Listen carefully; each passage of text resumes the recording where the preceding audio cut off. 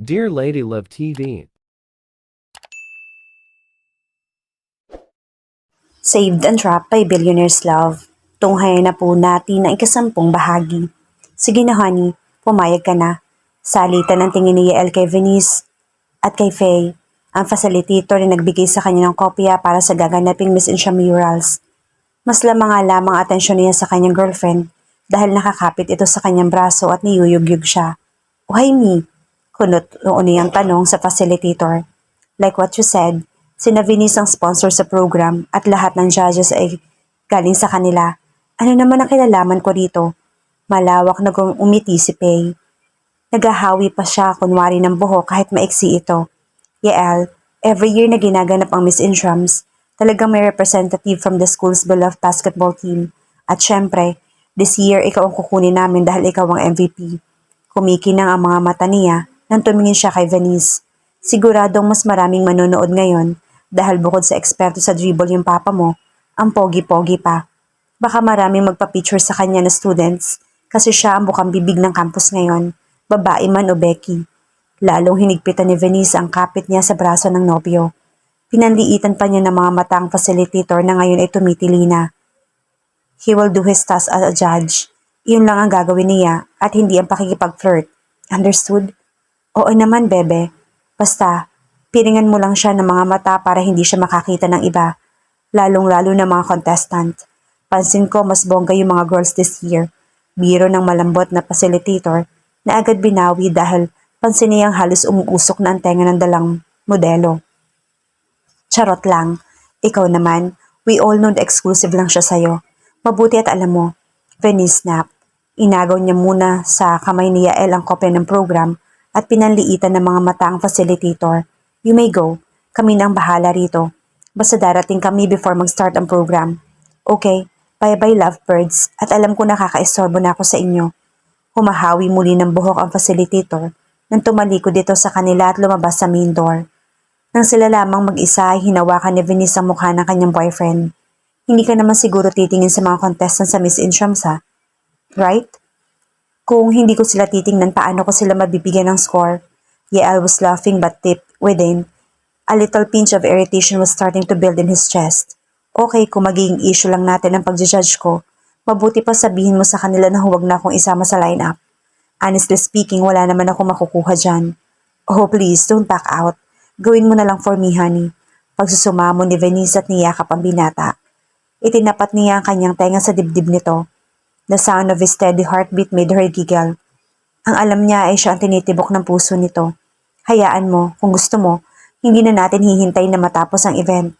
After we do our task, aalis na agad tayo at babalik dito sa apartment ko for our quality time.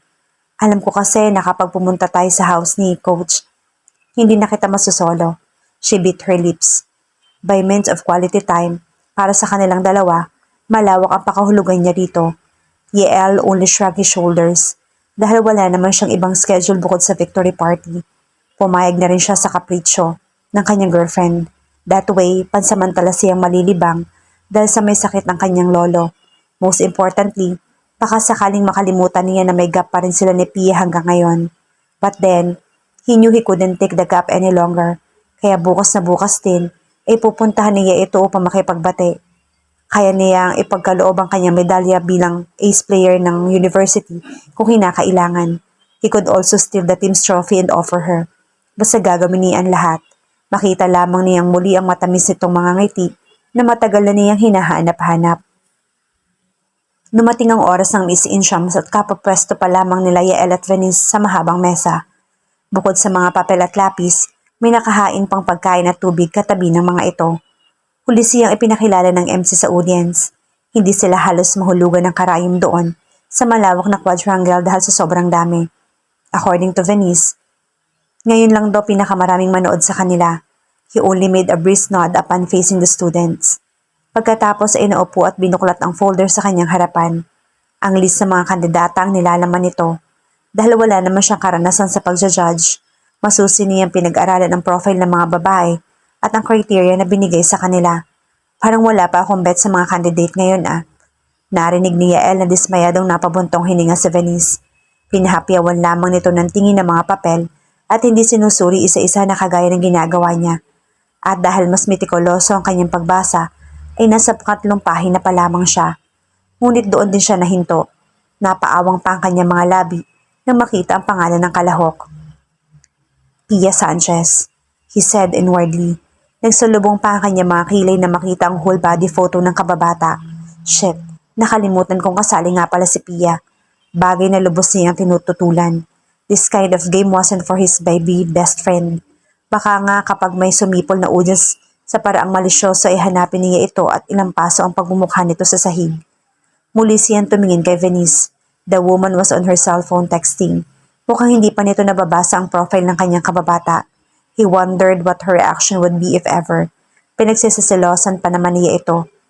Hindi nagtagal at pinakilala na rin ng mga kalahok. Paglabas pa lamang ng mga ito ay agad na nagbigay ng kanya-kanyang notes sa mga hurado. Yael was also doing his job with all his ability. Sa bagay, kung sa pagkilatis lang din naman ng mga babae, ay batid niyang itong expertise niya. Ang pinagkaiba nga lang ay professional niya itong ginagawa ngayon. Hanggang sa tawagin ng pangalan ni Pia. Ito ang sandali na iniiwasan ni Yael, ngunit sa kabilang banda ay pinakahihintay din niya. So when Pia showed up, his breathing halted. Tumigil din ang kanyang oras at halos hindi na rin siya kumukurap. Siya ba talaga si Pia? May Pia? Hindi kayo nagkamali lang ng tawag ng MC? He thought while gazing at her like an idiot. Ang babaeng nasa stage ay naglalakad na buong kumpiyansa ngunit mabini. Maliit na peraso ng pares ng sportswear ang suot nito, kaya hindi niya maiwasang mapansin ang kutis nito na tila kasing kinis ng seda at kasing tingkad ng sikat ng buwan. She had shapely long legs, a very slender waist, rounder hips, smooth shoulders, and screamily stunning face. Her light gray eyes were enhanced by the expert thin makeup. Hindi ito ang Pia na kilala niya, but freaking hell. He loved what he was seeing now. Pia, kaway ka naman dito. Pia, for the win. Halos mabingi siya sa hiyawan ng mga estudyante. Ilang metro lamang ang layo sa kanyang likuran. Pia, will you marry me? I love you, Pia. Can you be my date, Miss Pia? Akin ka lang. Hindi sinasadyang nabali ni Inigo ang hawak niyang lapis gamit ang isang kamay lang. Pinigil niya ang sariling lingunin ng kumpulan ng mga lalaking yon. Batid niyang hindi ito kaklase ng kanyang kababata. But damn it, wala silang karapatang banggitin ng pangalan ng dalagita at tawagin ito ng may kahulugan. Ano kaya kung dakmain na lang niya ang kababata mula sa stage at isilid dito sa wardrobe ng gayon ay hindi na makita ng iba? Fuck you at all hell. It should be in his mind. Ngunit hindi niya napansin na napalakas ito kaya narinig na kanyang katabi na si Venice. My God, ang lakas naman ng loob ng babaeng yan. She muttered. Nagpupumilit rumampa, hindi naman bagay sa kanya. Dapat ang sinasalihan niya Little Miss Intrams. Yael glared at her. I don't get it. Bakit sobra ka makapamintas? Samantalang kuhang-kuha niya ang mga tao. Well, siya ang may pinakamatas na audience impact among them all. Good for her, dahil doon lang siya babawi. Pero ewan ko lang kung mapili siya sa points na ibibigay ko sa kanya. She started jotting down without even looking at the criteria beside her marks. Wala siyang pakialam kung makita man ng kanyang boyfriend ng kanyang mga pinagsususulat. This game was her territory, kaya gagawin niya man ang kanyang maibigan. There. You are being unfair, Venice. Pia doesn't deserve what you gave her. Well, hindi ko rin deserve na mainsulto. Katabi mo lang ako pero kung makatingin ka sa kanya, parang gusto mo na siyang hubaran. What the fuck are you saying? Gusto mo siya, no? You don't want to accept it. Pero yun ang nararamdaman ko. You are into her, kaya ibabagsak ko siya sa pageant na to. Mabuti na lamang at hindi pa rin bumababa ang malakas na hiyawan ng audience. Kung hindi ay siguradong iskandalo ang kanilang mapapala sa pagkakataong yon. Gayunman, hindi na muling dinugtungan ni Yael ang huling tinura ni Venice. He adjusted to his seat while looking at the stage. The accusation of his girlfriend was still playing in his head. May gusto nga ba siya kay Pia? That shouldn't be. Pero hindi niya maikakaila sa kanyang dibdib na lahat ng sinabi nito ay accurate. Kahit na iyong paraan ng pagtitig niya sa kababata habang rumaraan pa ito. I couldn't take it. I'm out. Yael was pulled out from his thoughts and stared at Venice over his shoulder. Nakita niya kinuha nito ang bag at umalis sa upuan na walang lingon-lingon. Saan man siya pupunta? Hindi pa tapos ang event. Gusto niya itong sundan, pero mas gusto niyang manatili sa kanyang pwesto kung saan malaya niya nakikita ang kababata. Halos mabutas ang sahig habang nagdadabog na pumasok si Venice sa kanyang kwarto. Tila sinisilaban pa rin siya nang humiga sa kama. Hanggang ngayon ay nakakintal pa rin sa isip niya ang ekspresyon ng kanyang boyfriend na masilayan nito si Pia. How could that brat transform like a beauty goddess just like that? And how could her beloved guy gaze at the beach lustfully? Di hawak na mas hot pa rin siya rito. Pinangako niya sa sarili na lahat ng aaligid sa kanyang boyfriend ay iisa-isahin niyang patalsikin. Ngunit hindi niya akalaing ganoon kasakit para sa kanya na harap-harapang ipamukha ng binata na gusto niya ang kababata nito. Hindi pwede to. Sigaw niya at ang mga una naman ang pinagdiskitahan. Kunwari pa ang Pia na yan, akala mo anghel. Yun pala, may tinatago ring landi. Pero hindi niya ako maiisahan. Makikita niya ang hinahanap niya. Kinuha niya ang phone. Maya-maya may kausap na siya habang papunta sa banyo upang mag-shower. Hello, Faye? Yes, ako nga. Look, may ipapagawa ko sa'yo. Pia couldn't believe how numerous her cheers were. Sino nga naman ang hindi matutuwa kung ramdam niya sobrang appreciated siya ng madla. Gayunman, hindi lubusan ang nadarama niyang kasiyahan na makita niya si Yael at Venice. Nakangiti man siya sa lahat. Sa loob-loob niya ay waring matutunaw siya dahil sa paraan nila ng pagtitig sa kanya, lalong-lalo na ang binata. Ngunit bago pa man siya tumalikod upang bumalik sa backstage, ay nahagip ng mata niya ang pag-walkout ni Venice, bagay na lubos niyang pinagtatakahan. O bakit ganyan ang pagmumukha mo? Para ka namang nakakita ng multo. Tanong ni Dolly nang salubungin siya. Marahang umiling si Pia. Si Venice kasi, ang sama ng tingin sa akin. Tapos nakita ko umalis pa siya. Para nag-aaway sila. Hindi man niya narinig ang pinag-uusapan ng magkasintahan. Patid niyang may hindi magandang nangyari base sa ekspresyon ng mukha ni Yael. The guy's face was almost red like a tomato. Kapag ganito ang kanyang kababata ay alam niya na hindi maayos ang mood nito. Nagbuntong hininga si Dolly nang iabot sa kanyang bote ng malamig na tubig. Nako, obvious naman kung ano ang pinag-aawayan nila. I mean, sino? At alam nating pareho na ikaw yon. Bakit naman? Sila itong lagi magkasama, hindi ba? Unfair naman kung magagalit sa akin si Venice kahit wala naman akong ginagawa sa kanila. Nayayamot na katwiran ni Pia. Hindi niya napansin na nakasimangot na siya habang pinagmamasta na lumabas sa stage ang natitirang kalahok na babae sa pageant. Inaya ni Dolly na maupo muna sila sa bakanting leather bench. Saka tinapik ang kaibigan. Ganyan talaga ang life, Pia. Kahit wala naman tayong ginagawa sa iba, nagagalit pa rin sila sa atin. Pero huwag mong isipin na kasalanan mo. Sila ang may problema kaya chill ka lang. She winked. Pia nodded in agreement. Ilang saglit pa tuluyan ang naputol ang kanilang usapan nang may lalaking lumapit sa kanila. Sabay na tumingin dito ang magkaibigan at ngumiti. Aaron, bati ni Pia at pinahapyawan ang tingin ng binata mula ulo hanggang paa. Suot nito yung mismong jersey clothes na uniforme pa nito bilang miyembro ng kanilang team. May nakaborda pa na numero 16 sa ibaba ng apelyido nitong Cho. Aba, sir, ang dami mong ganap pero ang fresh mo pa rin kahit galing ka sa game. Nakabungis-ngis na bati ni Dolly. Hoy, congrats nga pala. Bukod kay Yael, ikaw ang dahilan kaya nakalamang kayo sa kalaban. Ang liksmik mo kayang lumusot sa mga humaharang sa'yo. Siguro kung ikaw ang huling nakapag-shoot ng bola, ikaw ang binuhat ng team nyo. Dahil naman, you didn't have to say that. Saway ni Pia at nakangiting bumaling kay Aaron. Binabati rin kita, Aaron. You did a great job. Sorry kung hindi kita nalapitan kaninang umaga Ang dami kasing nakapalibot sa'yo para makipag-selfie. To her surprise, umupo si Aaron sa pagitan nilang dalawa. Ngunit mas malapit siya kay Pia. Salamat sa inyong dalawa lalo na sa'yo, Pia. Hayaan mo pagkatapos itong pageant, tayo na lang magse-celebrate privately. May ibibigay kasi ako sa'yo. Dali fake a cough.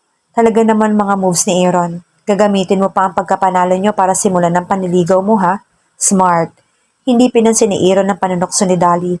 Sincerity was written in his eyes as he asked Pia again. Payag ka ba? Don't worry, hindi tayo magtatagal. I just want to speak to you. Ha? Pakiramdam ni Pia ay nakaupo siya sa hot seat. Simple lang naman ang tanong ni Aaron ngunit tila kahirap bigyan ng tugon. Lalo na't hindi sinasadya na biglang nag-echo sa kanyang isipan ang sinasabi ni Yael sa kanya. Hindi siya maaaring ligawan ni Aaron at kung magkataon, ang babaliin niya ay leeg nito. Batid niyang hindi naman literal ang pagbabanta na iyon ni Yael. However, the main point was trouble might happen if ever. Napalunok si Pia at biglang inilayo ang kanyang kamay bago pa ito dumikit sa kamay ni Aaron. Sige, payag akong lumabas tayo. Pero dapat kasama si Dolly para may taga-ubos ng hindi ko kayang kainin. She said and laughed awkwardly. Pinanliitan siya ng mga mata ni Dolly. Pero alam niyang hindi ito ang totoong dahilan kaya nais niyang isama. O narinig mo siya, Aaron? Dapat kasama raw ako para may chaperon. Umubos ng food niyo. Kaya wala kang choice, dapat double ang budget mo. Kung ayan ang gusto niyo, ani Aaron at kay Pia pa rin nakatingin. Anyway, wala naman akong balak na iba sa'yo, kaya gusto kong makasama si Pia. I just want to say na kung hindi pa siya handang magpaligaw, maiintindihan ko. After all, I respect her and her family. Pero sinisigurado ko pa rin na nandito lang ako sa tabi-tabi. Handang tumulong kung kinakailangan at magpasaya sa kanya kapag nalulungkot siya. Hindi nakaimik si Pia pero halos lumawa naman ang mga mata niya. Where on earth was Aaron getting enough guts just to say those words unabashedly? Sa bagay, kung nagmumula talaga sa puso ang sinasabi, ay walang dapat ikahiya. Being genuine would make things possible. Mabuti na lang ang nilumapit sa kanila, kung hindi, talagang tuluyan ang mapipipi si Pia. It was one of those facilitators named Faye.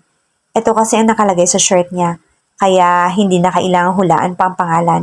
You are Pia, right? Nakangiti nitong tanong kay Pia. Mabagal na tumango ang dalagita. Ako nga po. Good. Lalong lumawak ang ngiti ni Faye at iniabot ang isa sa mga paper bags na dala niya. Ito nga pala ang next yung susuotin. Napakunot ng noo si Aaron. Magpapalit ba ulit ng damit? Ang alam ko Q&A na ang susunod pagkatapos nito. Bago na ngayong year, bebe. Malambing nitong tugon kay Aaron at iniabot din ng damit na para sa binata. Alam niyo kasi, ang aim ng portion na to ay para i-showcase ang designs ni Miss Marga. Pinay fashion designer siya na more on sportswear ang forte. Kaya ito, sinasamantala ng pageant para makilala siya. Nagkibit balikat si Dolly. Okay din naman yon, at least sariling atin ng products. Let me see, Pia. Nang ipasa ni Pia ang paper bag, ay siya namang pagpapaalam ni Faye. O sige, maiwan ko na kayo. I-distribute ko pa tong iba. Matamis siyang ngumiti at kumaway sa kanila bago umalis. In fairness, ang cute nito, Pia. Bagay sa'yo. Nakangising komento ni Dolly ng buklati ng damit. Doon nahayag ang isang backless workout romper jumpsuit, one-piece activewear. Pia never gulped harder in her life when she saw the clothes. Paano niya ito masusuot kung tinutunaw nito ang kanyang paningin? Patay. It will look good on you, Pia. Huwag kang mag-alala. Safe ka dahil nasa campus ka. Besides, kasama mo naman akong lumalakad mamaya. Ano mo naman nasabi? Tanong ni Dolly. Inilabas ni Aaron ang damit na binigay sa kanya. I think partner yan nitong sa akin. So ibig sabihin, sabay ang showcase nito. Ipinakita niya ang itim na fitted pants at long sleeves na top. Kaparehas nito ang tela ng kay Pia. Dumating ang ikalawang bahagi ng show. Gayunman, kahit naranasan ni Pia na rumampa kanina, ay nakaramdam pa rin siya ng pagkailang. It was because of her attire. May ilang strings na nakatali sa likod niya, ngunit ito ay hindi sapat upang matakpan ang kanyang balat. In fact, she still looked backless, at ang iba mong bahagi ng jumpsuit ay sobrang fit na parang wala na siyang suot. Hindi ko yata kayang lumabas na ganito. She bit her lips while looking through the mirror. Magsasalita na sana si Dolly na may kumatok sa pinto. Agad naman itong binuksan ng kanyang kaibigan at inihayag ang kaakit-akit na anyo ni Aaron. Suot na rin ito ang damit na pinakita niya kanina. It was a long-sleeved top but hugged his toned torso passionately. Dolly cleared her throat and stepped back. Ano ba yan? Ang hot mo naman masyado. Parang kailangan kong pamaypay. Hindi pinansin ni Aaron ang komento at nakatitig lamang kay Pia. You look so gorgeous. Pia smiled shyly as she wrapped her hands around her. Hindi ako sanay nito. Tuloy ang pumasok sa dressing room si Aaron. Puno ng paghanga ang kanyang mga mata habang tinitingnan mula ulo hanggang paan dalagita. Don't worry, ako ang bahala sa'yo. Magtiwala ka lang. Pia nodded. For some reason, she liked how Aaron comforted her. Ilang saglit pa at pinatawag na silang lahat. Unlike the first portion, ngayon ay may partners na ang mga lalabas. Ilang beses pang huminga ng ubod lalim si Pia habang naghihintay. Hindi niya nais na mahalata ng kanyang kapareha ang kaba na nadarama niya. Ngunit nang sila na ang rarampa, ay bigla nitong hinawakan ng kamay niya. Bagay na lalo nagpahiyaw sa audience. Just relax. Pasimpleng bulong ni Aaron sa kanya ngunit sa mga tao nakangiti. Yeah, tugon ni Pia. Matapos ang isa pang malalim na hininga, ay ngumiti na rin siya sa estudyante na tumatawag sa kanyang pangalan. Gusto kanila, paniguradong malaki ang points mo niyan dahil sa kanila. Muling bulong ni Aaron habang naglalakad sila sa bawat kanto ng stage. Pero yung Kuya Yael mo, parang binagsakan ng langit at lupa. Hayaan mo siya. Ayoko na siyang tingnan. I just want to enjoy this moment dahil ngayon lang naman to nangyari. Ayokong sayangin ang pagkakataon na binigay sa akin ng parents ko. Kaya might as well, pagbutihin ko na lang to nang walang iniisip na bad vibes. That's the spirit, Pia. Kaya nga humahanga ako sa'yo. Malakas yung loob mo dati pa. I really hope na ikaw ang manalo rito dahil alam kong ikaw ang pinaka-deserving. Wika ni Aaron. This time, inilapit niya ang bibig sa tenga ng dalagita. Pasimple rin niyan sinulya pa ng pwesto ni Yael. He grinned inwardly. Tila sasabog na ito na parang bulkan dahil sa pamumula. If only looks could kill, kanina pa siya na maalam sa mundo. But he just couldn't accept their last conversation this morning na pinapalayo siya nito kay Pia. That wouldn't happen though. Walang kaalam-alam si Pia sa hidwaan na namamagitan sa kanyang kababata at kay Aaron. Nasa harapan man si Yael, pinipilit niyang mag-focus. She was smiling at the audience and waved her hands to those students who cheered for her name. Yung mga haters o bashers man siya, sa mga ito ay wala siyang pakialam. She was beginning to move comfortably with her clothes too. Malambot kasi ito at masarap sa balat. She felt honored dahil nakapagsuot siya ng isang designer's clothes. Ngunit nagbago ang lahat nang magtaas siya ng kamay upang kumaway. Nakarinig siya ng tunog na tila mapupunit sa kanyang likuran. Oh my, ano nangyayari? Before she knew it, napigtas na pala ang tali sa kanyang likuran. For a moment, she froze like ice. Maya't maya, unti-unti niyang nadarama na lumuluwag ang damit niya hanggang sa dumulas ito sa kanyang balat.